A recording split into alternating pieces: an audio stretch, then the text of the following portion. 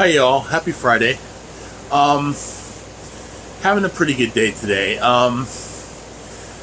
You know, the final results of the G-2 experiment, the Fermilab G-2 experiment came out. And although the New York Times said, oh, that they were successful, but they only pointed out that the standard model didn't work. It didn't really give a new model. That was the whole point of the G-2, was to explore that. And I'm proud to have worked on the Brookhaven version of the G-2 experiment in 1997, 98, and 2000. And yeah, I mean, I was a lowly undergrad at the time, but I got to sit in the conferences where they were doing it.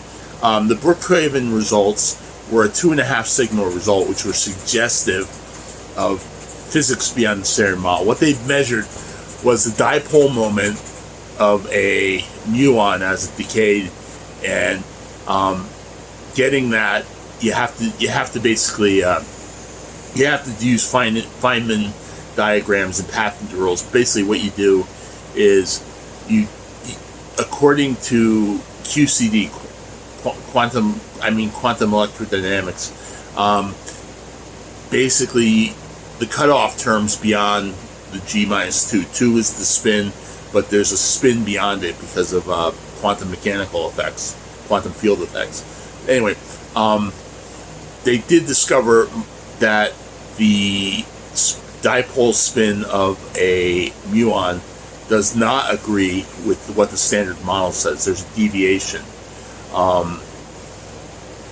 And they basically, with the Fermilab results, they got the they measured it down to within 140 parts per billion, and that is accuracy that, and I think it was to almost a 5 sigma result. So it was like, yeah, it basically is a pretty solid result that new physics, that the standard model is incomplete, and that yes, the hierarchy problem is a thing. There are probably physics beyond the standard model. Maybe, who knows, maybe it's supersymmetry or string theory.